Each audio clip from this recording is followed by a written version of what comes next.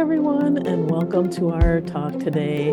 Today, we're going to be talking about awakening. And by the way, I'm Laurie, and I'm here with Tricia, Tricia. good Hey, how you morning. doing? Good morning. And today we're going to talk about awakening. And it's awakening because it's spring and everything is starting to come into full bloom.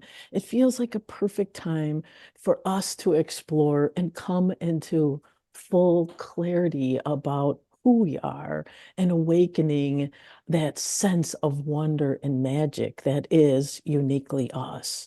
And so, awakening it is something that we're going to explore today. And I also wanted to mention it's like one of the first modules in our program, Tantra of Prosperity, because as we undertake an abundance perspective, one of the first things we need to get clear about is where abundance comes from.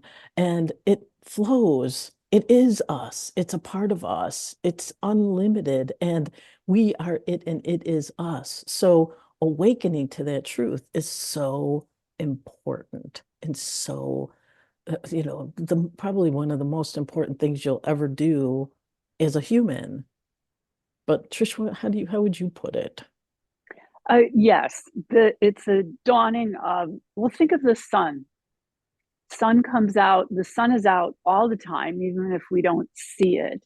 But look at the miracle it does in the spring when the flowers start to come up and you first see those signs of the daffodils and the hyacinths. And it's so exciting.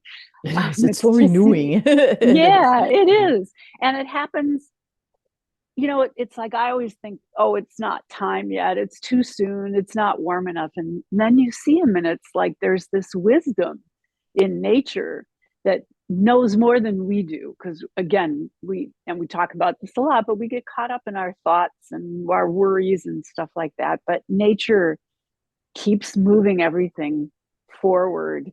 Where I live, there's a little estuary that comes off of the DuPage River. And every spring, there's one set of geese and one set of ducks that come to build their nest here away from the crowds.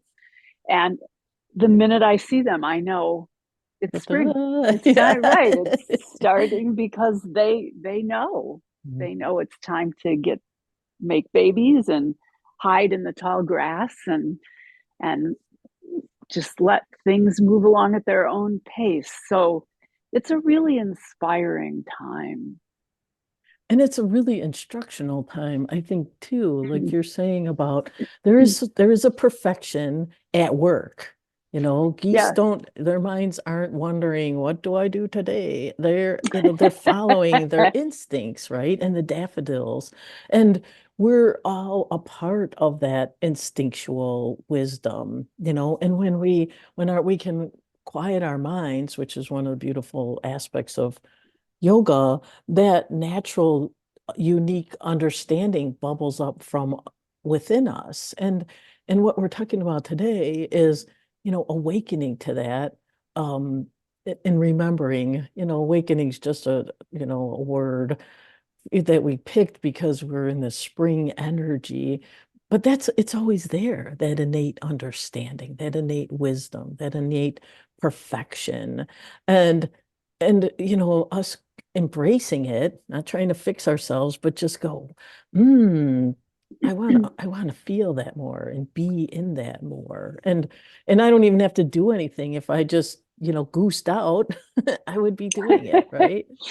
Right, right. If you just go outside and take a walk and look at what's happening, I mean, look at the trees with all the leaves starting to blossom and open up. So when we talk about awakening for us, it's that, right, recognizing that that's us too. If we think of the winter as the time for us to settle in and into the earth and be really grounded, and we sleep more and we eat differently, and now spring is coming and it's time to connect to the sun.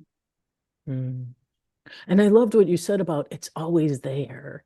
I think it's that metaphor, not only reality, but metaphorically, this energy of love and perfection and wisdom beyond our comprehension is always there, like the sun.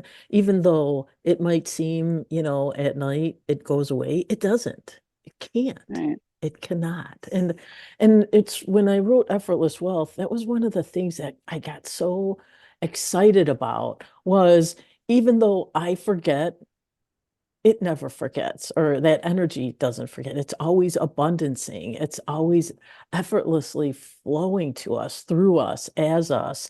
It's my mind that forgets, but like the sun, it can't not shine. It can't abundance. And I don't know, that always touched me, and it still touches my heart deeply that no matter what I do, it won't stop. It doesn't stop sharing itself with me. That energy, the sun doesn't go, well, you were bad today, Laura, so you don't get any sun. Right. It just doesn't work that way. It just like I shine. I shine my love. I shine my warmth. I shine all that it is. And I'm using the word I mistakenly here, probably energetically. It's sunning and it can't not sun. And I think what it feels like to me is the place we come from, that divine essence, can't not divine essence, even though that's who we are and what we are. Right. It is. It's happening all the time. It's again, our recognizing it. And maybe it's a little easier for us to recognize in the spring because of all the new growth and things we see happening all around us. But Right. it's definitely a time to check into that. Right. Before we started, I was mentioning to Trish that I went to a yoga class over the weekend, and it was with a new yoga teacher, and I really honored that she's, learning and becoming a yoga teacher. But it got us to thinking about the origins of teacher, some of the fundamentals of teacher training and teacher becoming a yogi, and how when you start learning about yoga, you start learning about the origins, which are very much about awakening to a whole different way of seeing ourselves. Yoga isn't supposed to just be a calisthenic, stretchy class. Its fundamentals are in this truth that we're talking about, this divine essence that we are. That's right. And if you look at the sutras, the Yoga Sutras, again, Sutra 1.2 is Yoga Chitta Vritti Nirodha. Yoga is the cessation of the fluctuations of the mind. I mean, it says it right at the beginning of the book. Yoga isn't right. It doesn't talk about the asana or the physical postures. It talks about the effect of yoga on the mind. It stills those vrittis, those thoughts, the agitation. That's the intention of a yoga practice. And it's so important to be aware of that. In the Yoga Sutras, I think there's only 4 or 5 that even talk about the physical postures that you do, the asanas. All the Mhm. rest of it is about the effect of yoga on the mind and the Well, and quieting and stilling of the mind. yes, Yeah. right. And the part that I would add now, which I didn't fully comprehend when I was first learning about the vrittis, was it was just, okay, quiet my mind. But the quieting of the mind to allow the essence that you are to come forward, the divinity, that magic sun piece in you, and so I spent a lot of time trying to quiet my mind, forgetting that it was about quieting so that this beauty, that who I really am, could come forward. And so I got stuck in the task instead of enjoying the fruit. And I think that's not uncommon when people first start doing yoga. I mean, they know something's happening, but they don't know what, they don't know why, and maybe they're not even sure how to keep going back to it to get that beautiful essence of, as you were saying, it's when you open that, when you enter that moment of stillness, that's when you suddenly start to realize who you are, what you are, that this divine energy, this Shakti's all around you all the time. Mhm. Yeah. So the goal isn't even just the stilling of the mind. It's because of the experience once your mind isn't so busy. Right. Yes, you can blossom. You Right. feel like a blossoming. You feel like a Mm. blossom blossoming. Which is That's so, right. and from what I feel is that's kind of the journey we're on, is putting ourselves that's why I think they talk about mindfulness is, quieting the mind so you can allow yourself to blossom in every moment and let every moment touch you in its unique way and you be touched in your unique way.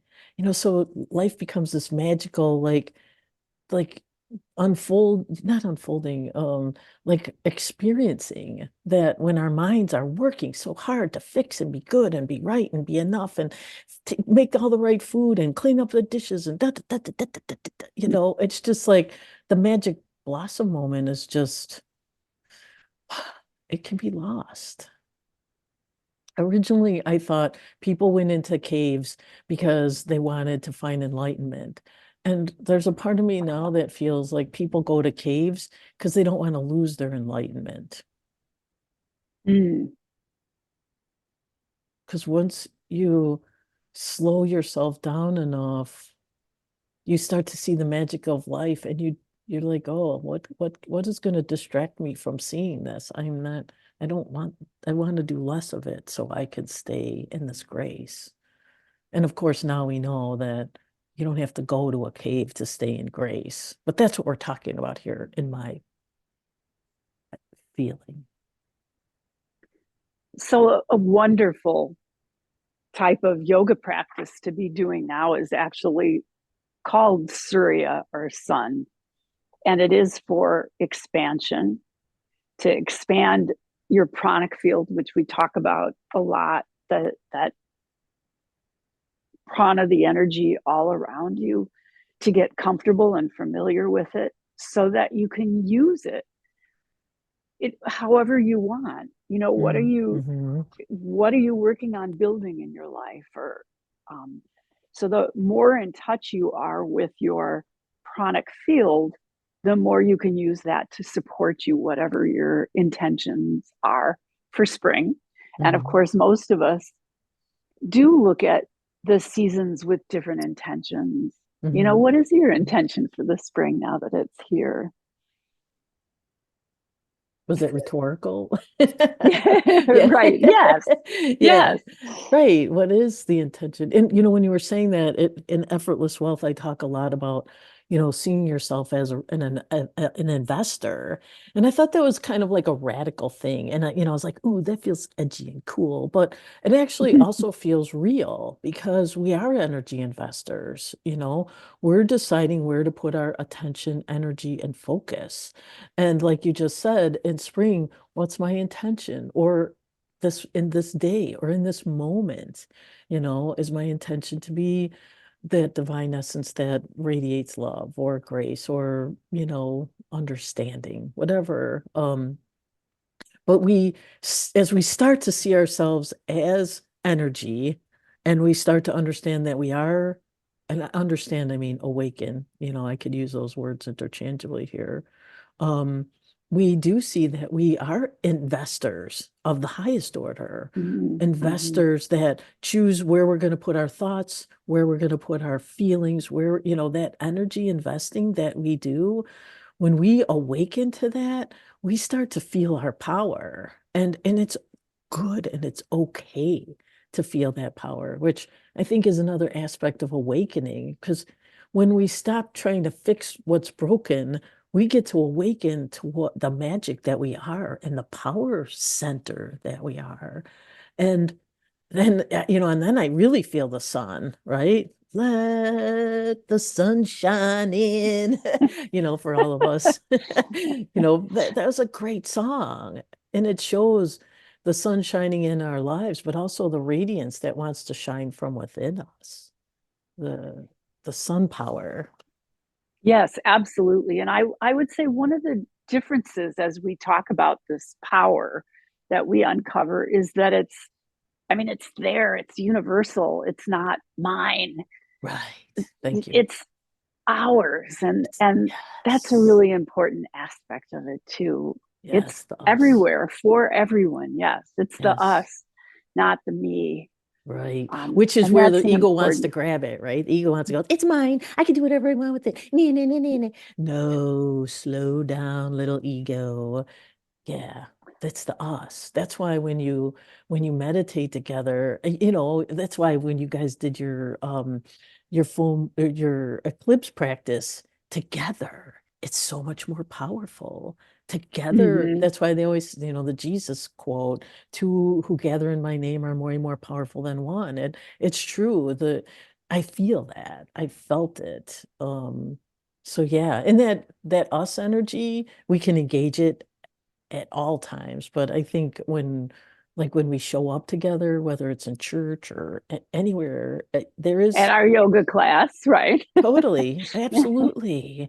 And yoga, I've felt it so many times when we're meditating together in your class or at Prairie Yoga. Shout out.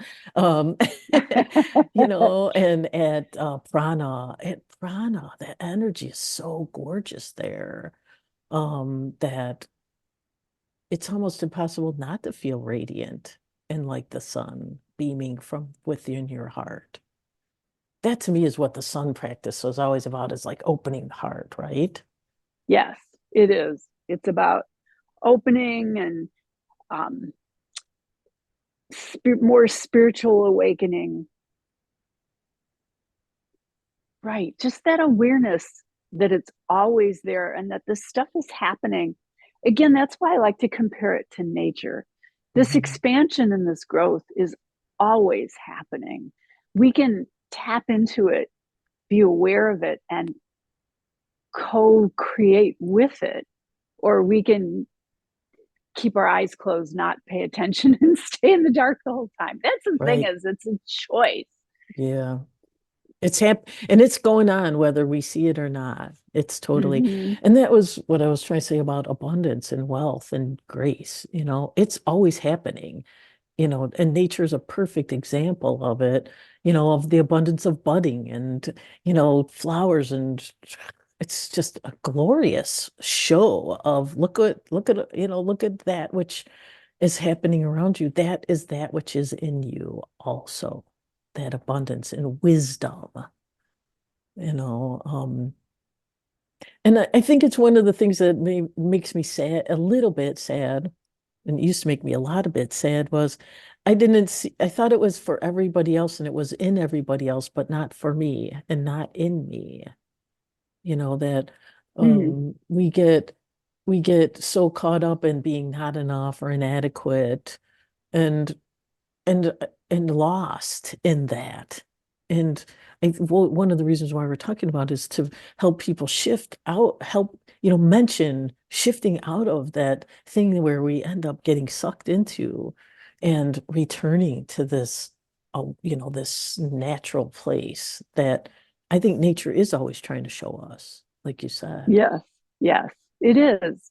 You just need to open your eyes and take a look and watch what's happening. In your Yeah, it's heart. beautiful. Yeah, I Yes. remember you telling me about those little baby chicks that walked up. And I could just, when you said baby chick, my heart went, oh, baby chick, so cute. It's just so easy. It can be so easy. Yes, yes, it can. I last year I had a group of unpleasant things happen in a short amount of time. And I could feel myself kind of going into this place of, uh-oh, I'm right. I must have done something wrong. I'm getting, all these things are my punishment for something and blah, blah, blah. And I spoke to a friend who, she just helped me come back and flip it. Like, Mm, it isn't about that. You're not being punished for anything. It's just, sometimes these things just happen. Anyway, after that conversation with her, I started to feel it not as a punishment, not as, a show of life. beating me over the head for being an imperfect being. And everything started to shift.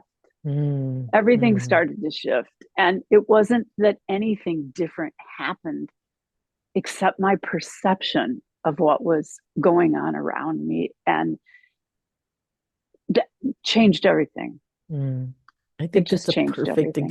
a perfect real life example of, the shift, the consciousness we can have around shifting from, you know, I guess what I want to say is the habitual thing that we were taught from back in the day, whatever, you know, about life and about God and about us and all the, like you said, the punishments and the inadequacy and that's what we're talking about. When we're talking about awakening, we're saying, I'm going to just take a breath and shift into it's not, and in fact, life might Right. be taking care of us.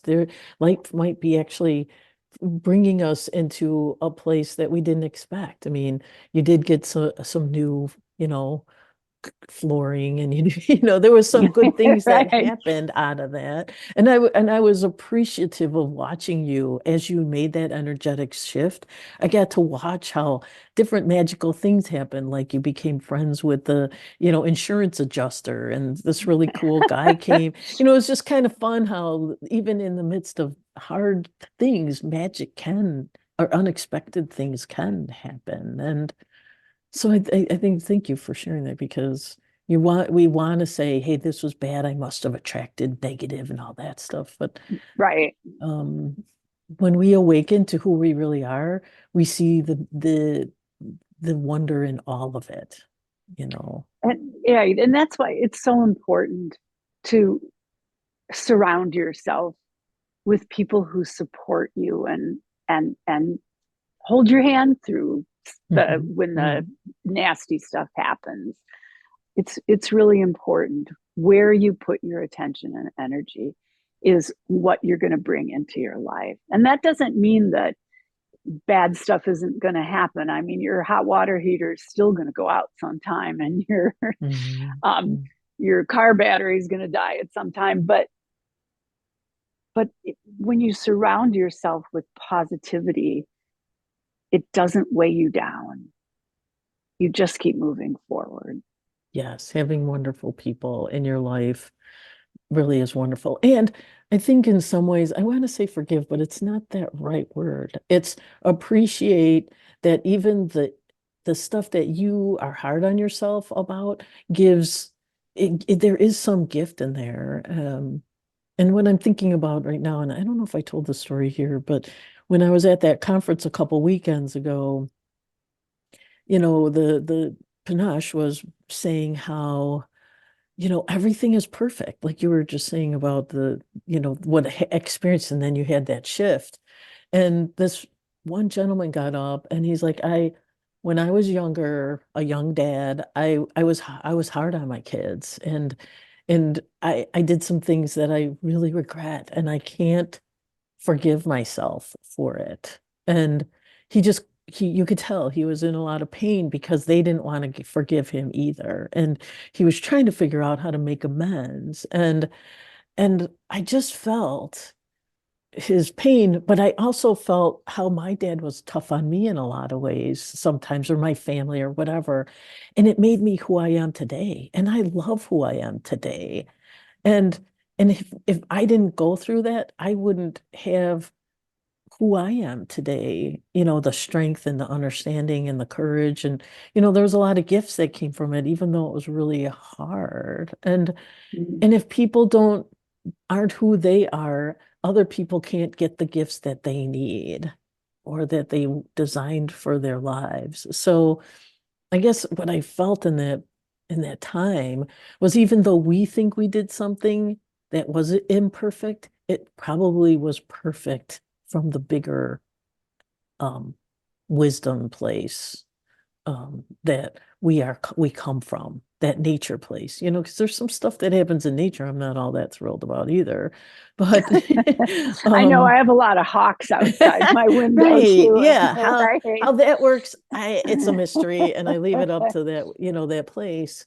And in some ways I do think that's what we're awakening to is that fresh, fresh eyes, fresh understanding and appreciation of the place we play in that whole orchestration. Mm, that's a very important point. Our place in that, Yeah, that we matter as a part right? of that natural unfolding. Right. And we wouldn't be here if we weren't needed and we weren't playing a unique role, you know? And if you weren't Tricia and I weren't me, we wouldn't be sitting here having these magical conversations, which, even if it touches one person and they get a ooh, ah, or whatever, or an understanding, it was totally worth it, right? I feel that. Absolutely. Yes, absolutely. If one person after today feels like they go out and they start noticing the sun and Right. And the opening of the flowers, and that's a great thing. it's a beautiful thing. Yeah. And all of this moment couldn't have happened without all those other moments that made up our lives, without all those perfect orchestrations that didn't seem so perfect at the time. Right. Like Mhm. winter, like everything being cold and dark, right? Spring Yeah. wouldn't be what it is without winter Right. before it, right? Yes. And and we also talked a little bit before we started about duality. I think one of the things that yoga and tantra specifically talks about is we want to talk about it as good and bad, right? The duality of right and wrong. But what what we were just talking about is the perfection of what we want to label as right and wrong as, part of the one unfoldment that makes it um, natural, like nature. So awakening to the non-duality, I guess, is what feels like it's coming forward. How do we stop labeling things as good and bad and see it as part of this natural unfoldment? Right. And if it helps to see it as nature, then do that. I mean, and right, we were joking about the hawks and stuff who are predators, but they're also magnificent too, and they Hmm. participate in this whole universe of beauty um, and expansion and shakti. Shakti, yes, right. Yes. So I feel like I feel the appreciation of spring right now. And I hope as people spend a little time walking around out in spring, they connect with the natural, and I think this is interesting too. I heard a quote once, and it was like if a tree falls in the forest and there wasn't a human there to hear it, did it really fall? And I think we matter in this whole unfoldment because if we're not there to appreciate the daffodil stinging, did the daffodil really sing? If you weren't there to see the magnificence of a hawk, did it really, did it really hawk? Did it really fly? I don't know. I'm just feeling that we matter to this whole nature. We're part of it. So awaken to that. And enjoy it. Enjoy it. Totally. Yeah. This is a perfect time for enjoyment. I Yes. think. It makes Yeah. me think of I was with my granddaughter yesterday, and as the kids were finding these plastic Easter eggs, her thing was not to put the eggs in her basket or her bucket, but to open them up and let the candy fly Right. all over the place. That's what got her excited, right? Right. Not collecting them, but opening them, Right, right? right. It's right. Everybody's got a unique way of doing it and appreciating that, Yes, appreciating, as we awaken, appreciate our uniqueness, appreciate, each person's uniqueness. And I think that's, and some people want to call it, I would call it love too, but I love you just the way you are. I appreciate you just the way you are. I see you just the way you are. In fact, don't change. Be just the way you are. And if change happens, I can appreciate that, but I think that these are all aspects of awakening. I'm going to re-listen to this because this was good. I feel it. I appreciate that. I feel something shifting. Awesome. Yeah. All right. Well, let's end for today. And let's leave you with this: awakening is blossoming. Feel yourself blossom. Reach for the sun. And again, no, even though it's cloudy out right now, the sun is still out there shining down on you. So feel the sun, feel yourself bursting open, expansion, dawning of higher awareness. Allow yourself to feel it because it's there. And it feels so good. Being radiated on and blooming is that feels really good. All right. So swaha and namaste. Swaha. And everyone have a enjoy your week. Yeah, enjoy. Thanks, everyone. Have a good one. Bye-bye.